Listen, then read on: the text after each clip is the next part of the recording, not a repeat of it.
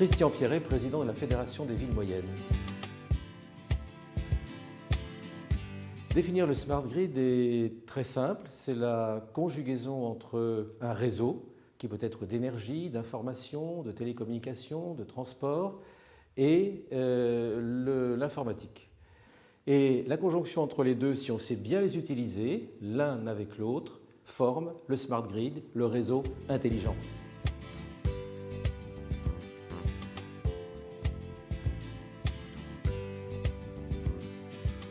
Alors les villes s'intéressent beaucoup au smart grid parce que, je vais prendre un exemple tout bête, l'énergie dans une ville, c'est 4% de ses dépenses de fonctionnement. Si on peut utiliser intelligemment un réseau avec son complément informatique, on va pouvoir réduire considérablement le coût de l'énergie pour une ville.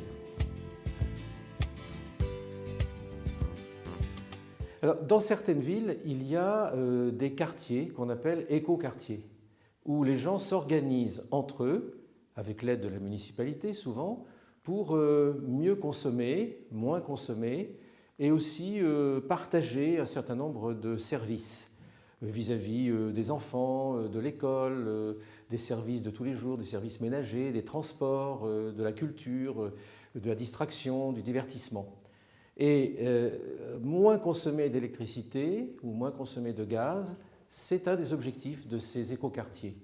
Et quand ils se relient entre eux avec le réseau de distribution de gaz ou d'électricité, par exemple, ils peuvent parvenir à une gestion volontaire, citoyenne, intelligente du réseau. Et c'est ce qu'on appelle l'utilisation déjà lancée dans plusieurs villes dans ces écoquartiers de smart grid. Ils réduisent leur consommation et donc, pour les gens qui habitent ces quartiers, ils réduisent les émissions de gaz à effet de serre, ils réduisent la pollution, ils réduisent l'émission de chaleur et puis même, pour eux-mêmes, leur porte-monnaie s'en trouve beaucoup mieux.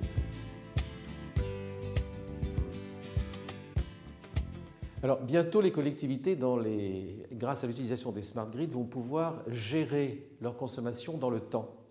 Elles vont pouvoir pratiquer ce qu'on appelle l'effacement, c'est-à-dire qu'elles vont, à certaines heures de la journée, lorsqu'elles ne sont pas mobilisées pour les écoles, pour certains services publics, pour leurs musées, pour les activités classiques d'une ville, pour leurs bâtiments administratifs, elles vont pouvoir dire « je ne consomme pas d'électricité, je ne consomme pas de gaz, et pendant le moment où volontairement je ne vais pas consommer, et que vous, distributeurs, vous pouvez utiliser l'électricité ou le gaz que je ne consomme pas et vous allez l'utiliser, eh bien vous m'achetez ce temps où ma consommation est égale à zéro. Ça s'appelle s'effacer du réseau, se retirer du réseau pour pouvoir bénéficier d'une économie globale entre le moment où la ville va consommer et le moment où elle ne va pas consommer.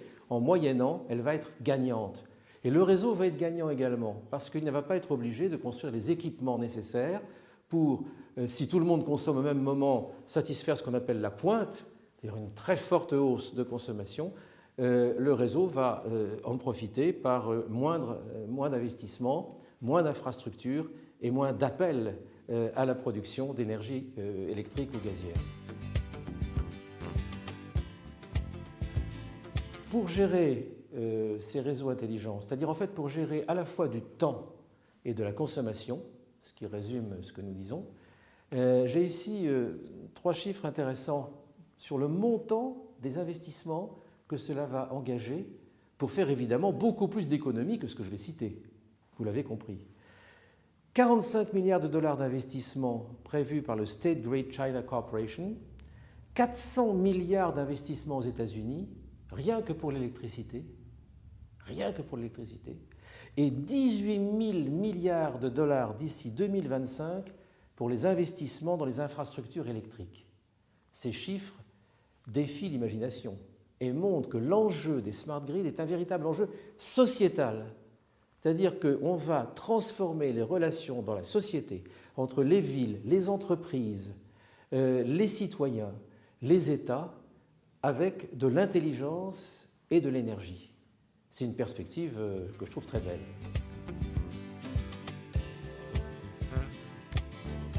Pour inciter les gens et intéresser les gens à ces smart grids, il faut les attirer par là où ils sont le plus sensibles en ce moment. Le problème du pouvoir d'achat est évidemment un gros problème aujourd'hui dans les sociétés européennes et même ailleurs, et tout particulièrement en France. Si je convainc les gens qu'avec le compteur Linky, qu'avec le compteur Gaspard, qu'avec d'autres innovations de réseaux intelligents, ils vont faire des économies, c'est-à-dire que leur porte-monnaie sera moins sollicité, ils vont dire « qu'est-ce que c'est que ce truc-là? Comment est-ce que ça marche? Et pourquoi il faut que j'y aille ?» Et c'est ça le grand pari du Smart Grid vis-à-vis des citoyens, c'est de les intéresser à être beaucoup plus actifs dans la recherche personnelle de la liaison intelligente avec les entreprises, avec les autres citoyens, avec leurs communes, avec leurs villes. Et là, le jour où on a gagné cette bataille-là, on a gagné la bataille des Smart Grids.